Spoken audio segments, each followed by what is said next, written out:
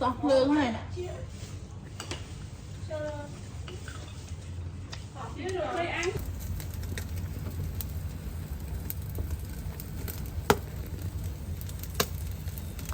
cha chỉ bị xu bông bồnទាំងអស់គ្នាបានឃើញហើយមានត្រីអាំងនៅលើ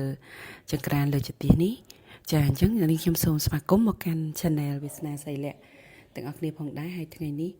មកនាំបងប្អូនធ្វើត្រីអាំងញ៉ាំជាមួយនឹងជ្រក់ស្ពៃហើយនឹងសណ្តែកបដោះទាំងអស់គ្នាជាមួយនឹងខ្ញុំចាអញ្ចឹងជាដំបូងមកធ្វើការបង្កាត់ភ្លើងទាំងអស់គ្នាផងដែរចានិយាយទៅមួយរយៈចុងក្រោយនេះយើងប្រើតែហ្គាសហើយនឹងអគ្គិសនីបងប្អូនអញ្ចឹងមិនសូវបានបង្កាត់ធ្យូងសោះចាអញ្ចឹងថ្ងៃនេះមកនាំបងប្អូនបង្កាត់ធ្យូងជាមួយនឹងខ្ញុំមកតម្រៀបធ្យូងនៅក្នុងចង្ក្រានទាំងអស់គ្នាការបង្កាត់ចង្ក្រានធ្យូងនេះអត់ពិបាកទេបងប្អូនដោយសារយើងមានដុំសម្រាប់បង្កាត់ភ្លើងនេះចាដុំសម្រាប់បង្កាត់ភ្លើងហ្នឹងគឺងាយស្រួលយើងរៀបធ្យូងឲ្យមានប្រឡោះកណ្ដាលទៅហើយយើងដាក់ដុំនឹងចូលទៅខាងក្នុងទៅទុកមួយសន្ទុះគឺវាឆេះសោះតែម្ដងឥឡូវធ្យូងនិយាយទៅបង្កាត់រៀងដូចខែខាដែរបងប្អូនដងអលុតនេះដងអលុតនោះហើយបើសំឡេងស៊ីនវិញគឺថាភ្ញាក់យ៉ាប់ស្ដាប់តែម្ដងហ្នឹងហើយឥឡូវយើងឃើញថាបង្កាត់យើងបង្កាត់នឹងចិត្តរួចរាល់ហើយបងប្អូនចឹងយើងរៀបផ្គុំធ្យូងថែមទៅហើយយើងទុកឲ្យធ្យូងរបស់យើងកាត់ឲ្យវាឆេះសោះសិនទៅចាអញ្ចឹងយើងទុកធ្យូងនៅក្នុងចង្ក្រានឲ្យវាឆេះសោះសិនឥឡូវមកធ្វើការលាយសណ្តែកបដោះដើម្បីទុកមកធ្វើជ្រក់ជាមួយនឹងជ្រក់ស្ពៃបងប្អូនចាអញ្ចឹងសណ្តែកបដោះហ្នឹងខ្ញុំទិញវា1000រៀលបានគួរសមដែរចាអញ្ចឹងខ្ញុំប្រឡាក់វាជាមួយនឹងអំបិលហ្នឹងគឺខ្ញុំប្រឡាក់តែ1ស្លាបព្រាកាហ្វេទេបងប្អូនអញ្ចឹងពេលប្រឡាក់ហ្នឹងគឺយើង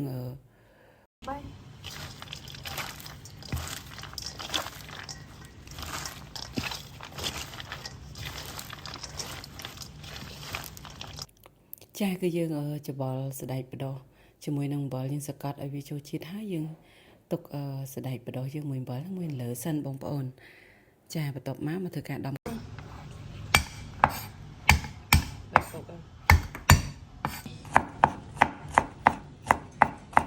ចឹងសិនហ្នឹងកុំឲ្យវាមកតិចទៀតចាំដាក់យកតទៀតថាម៉េចអត់តហើយទៀតពេលពីណាទៅខាងណា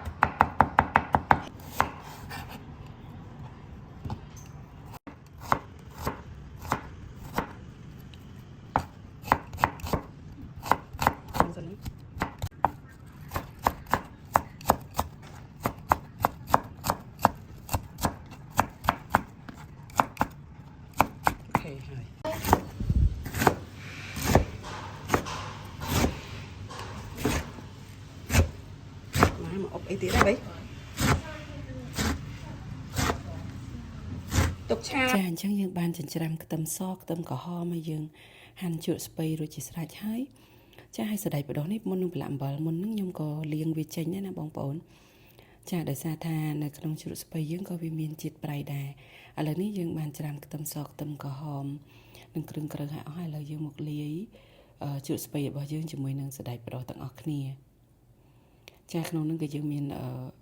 ម្ទេសដែរបងប្អូនខ្ញុំដាក់ម្ទេសតែមួយគ្រាប់ទេដោយសារអ្នកផ្ទះរបស់ខ្ញុំគឺម៉ាក់គាត់ហូបម្ទេសអត់បានអញ្ចឹងទៅអត់ធានដាក់ច្រើនចាអញ្ចឹងយើងយកខ្ទឹមសខ្ទឹមក្រហមរបស់យើងដែលបានចិញ្ច្រាំរួចជាស្រេចហ្នឹងយកមកលាយចូលជាមួយនឹងស្ពៃហើយនឹងសណ្តែកបដោះចាហើយយើងប្រើខ្ញុំដាក់ប៊ីចេងតែកន្លះស្លាបព្រាទេបងប្អូនប៊ីចេងនេះខ្ញុំទិញពីជប៉ុនមកអញ្ចឹងយើងប្រើតិចទេវាមានជាតិតែម្ដងអត់ប្រើច្រើនទេហើយឆ្ងាញ់បងប្អូនចាហើយស្ករសខ្ញុំប្រើ3ស្លាបព្រាកាហ្វេចាហើយបន្ទាប់ពីយើងដាក់ស្ករសហើយនឹងប៊ីចេងរួចហើយយើងមកច្បល់សណ្តែកបដោះជាមួយនឹងជក់ស្ពៃទាំងអស់គ្នាបងប្អូនចាដោយសារជក់ស្ពៃយើងក៏វាមានជាតិប្រៃគួរសមដែរអញ្ចឹងសណ្តែកបដោះសូមបងប្អូនយកទៅលាងបន្ទាប់ពីយើងប្រឡាក់អំបិលរួចណាចាអំបិលក៏ខ្ញុំអត់ដាក់ច្រើនដែរនឹងអញ្ចឹងយើងច្បល់ឲ្យវាចូលជាតិហើយខ្ញុំមកធ្វើការដួសវាដើម្បីយកវាទៅទុកខ្លះសេតិចសិនបងប្អូនតម្រាំតែភ្លើងយើងលាយជ្រក់លាយអីនេះហើយអស់លាយជ្រក់ស្ពៃជាមួយសណ្តែកបដោះនេះហើយល្មមភ្លើងយើងកាត់ខ្ជូងឆេះអស់ចាំយើងទៅអាំងត្រីបងប្អូននឹងអញ្ចឹងខ្ញុំប្រមូលជ្រក់នេះដាក់ចូលក្នុងទូហើយជ្រក់នេះយើងអាចញ៉ាំបាន 3-4ថ្ងៃតែបងប្អូនអត់ខូចទេដាក់ក្នុងទូកន្លែងត្រជាក់ចាឥឡូវនេះភ្លើងយើងកាត់ឆេះសក់អស់ហើយឥឡូវយើងមកធ្វើការអាំងត្រីទាំងអស់គ្នាចាបងប្អូនដោយសារថាត្រីរបស់ខ្ញុំវាទម្ងន់រៀងធំដែរមកមួយប្រហែលជា1គីឡូ2 1គីឡូ3ដែរចាអញ្ចឹងយើងកុំបង្ខំភ្លើងបងប្អូនតាក់ទងទៅនឹងភ្លើងគឺឲ្យវាកាត់ឆេះសក់អស់ហើយបើវាឆេះខ្លាំងពេកអានឹងបងប្អូនដកល្ងើកចេញខ្លះហើយបើវាស្ទើរចាំយើងថែមខ្ជូងវិញអញ្ចឹងយើងដាក់ហឹមណាចាហើយនេះមើលចាមើលទស្សនានៃអាំងត្រីចាអ្នកអាំងត្រីនេះគឺមេក្តៅពេកបងប្អូនគាត់ដាក់ឆាត់តំណងរបស់គាត់ហើយឃើញគាត់តំណងពេកទៅអង្គុយជួយកាន់ឆាត់ឲ្យគាត់នឹងពីរអ្នកបងប្អូនអាំងត្រីដូចជាសប្បាយរីករាយម្យ៉ាងដែរចាហ្នឹងហើយត្រីអាំងនេះប្រើពេលរៀងយូរគួរសមដែរបងប្អូនប្រហែលជា1ម៉ោងជាងដែរដោយសារយើងអត់បខំភ្លើងទេយើងអាំងល្មមដើម្បីឲ្យវាឆ្អិនដល់សាច់ខាងក្នុងណាចាអញ្ចឹងយើងកុំភ្លេចពិនិត្យមើលភ្លើងបងប្អូនហើយកុំប្រែចុះប្រែឡើងពេកយើងពិនិត្យមើលទៅទុកឲ្យវាចាំក្រៀមមួយកន្លែងចាំយើងប្រែនឹងឥឡូវនេះត្រីអាំងរបស់យើងឈានចូលដល់ចិត្តសម្រាប់ហើយបងប្អូនចាបន្តិចទៀតគឺដួសដាក់ចានហើយនឹងអញ្ជើញបងប្អូនទាំងអស់គ្នាមកទទួលទានត្រីអាំងជក់ស្ពៃជាមួយសណ្តែកបដោះបងប្អូនខ្ញុំនិយាយមែនខ្ញុំបញ្ចុះសលេងម្ដងទៀតហ្នឹងណានិយាយពីនឹកឃើញខ្ញុំស្រក់ទឹកមាត់អារឿងជ្រក់ស្ពៃសណ្តែកបដោះហ្នឹងគឺនៅតែឃ្លានហ្មងបងប្អូនចាអញ្ចឹងឥឡូវនេះគឺថាត្រីអាំងយើងឆ្អិនជក់ស្ពៃដួសដាក់ចានហើយឥឡូវបងស្រីមករៀបចំដួសបាយដួសអីដើម្បីញ៉ាំជាមួយនឹងកូនចាកូនត្រូវទៅរៀនថ្ងៃត្រង់អញ្ចឹងយើងធ្វើឆ្អិនល្មមម៉ោង11កន្លះជាងល្មមដល់ម៉ោងបាយហើយញ៉ាំបាយឲ្យបានកូនទៅសាលា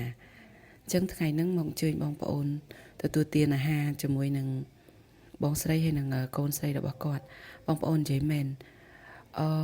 ជ្រក់សណ្តែកបដោះនេះធ្វើភ្លាមប្រឡាក់អំបិលហ្នឹងដាក់ជាមួយនឹងជក់ស្ពៃគឺហូបបានភ្លាមហ្មងហើយឆ្ងាញ់ណាស់បងប្អូនខ្ញុំនិយាយមែនហើយយើងអាចទុកបានរយៈពេល3-4ថ្ងៃលោតដល់5ថ្ងៃក៏បានដែរឲ្យតែយើងដាក់ចូលក្នុងទូកន្លែងត្រជាក់បងប្អូនហើយយើងដាក់ក្នុងប្រអប់បិទចិត្តទៅដើម្បីកុំឲ្យវាមានក្លិនជះមកក្រៅចាហើយយកមកបងប្អូនចង់ញ៉ាំជាមួយត្រីចៀនក៏បានញ៉ាំជាមួយសាច់ជ្រូកចៀនសាច់មាន់ចៀនឬក៏មាន់ស្ងោរក៏បានដែរជ្រក់នេះគឺយើងអាចញ៉ាំបានជាមួយច្រើនមុខមែនតើហើយជាពិសេសគឺឆ្ងាញ់តែម្ដងជាមួយនឹងត្រីអាំងក្តៅហុយនឹងបងប្អូនអើយនិយាយអត់ដៃណែនិយាយមែនខ្ញុំទៅលេបទឹកមាត់ដោយសារមកមើលបងភ័ណ្ឌហើយនឹងមេត្រីញ៉ាំគឺឃ្លានទៀតហ្មងបងប្អូនแล้วឃ្លានចាំមើលប្រហែលជាអាចស្អែកខាន់ស្អែកអីចាំនៅធ្វើជក់ស្ពៃមួយស្ដេចបដោះនឹងញ៉ាំមួយត្រីអាំងមួយសាទៀត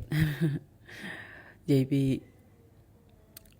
គឺថានាំបងប្អូនឆ្ងាញ់មកថ្ងៃនេះហើយ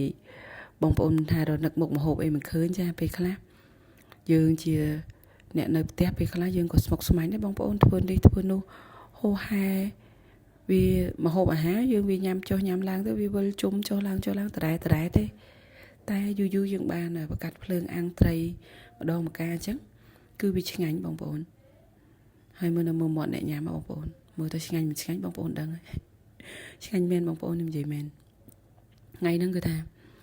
បាយ4កំប៉ុងគឺអស់លេងគ្នា6នាក់បាយ4កំប៉ុងអស់លេងខ្លាំងមែនតើចាតែបងប្អូនកុំទទួលទានបាយសច្រើនពេកយើងហូបត្រីហូបបន្លែច្រើនទៅតែបាយយើងហូបតិចទៅបានហើយតែថ្ងៃហ្នឹងវារៀងឆ្ងាញ់ចឹងទៅរៀងជក់មាត់អីចឹងរៀងត្រូវចិត្តចឹងណាបងប្អូនចាអញ្ចឹងគឺថាមកនាំបងប្អូនឆ្ងាញ់ទាំងអស់គ្នាហ្មងចាមើលមាត់គាត់អ្នកញ៉ាំបងប្អូនដឹងហើយឆ្ងាញ់បងប្អូនដឹងហើយនឹងអញ្ចឹងអរគុណបងប្អូនមែនទែនសម្រាប់ការតាមដានទស្សនាជូនពរសំណាងដល់សុខភាពល្អអរគុណបាយបាយ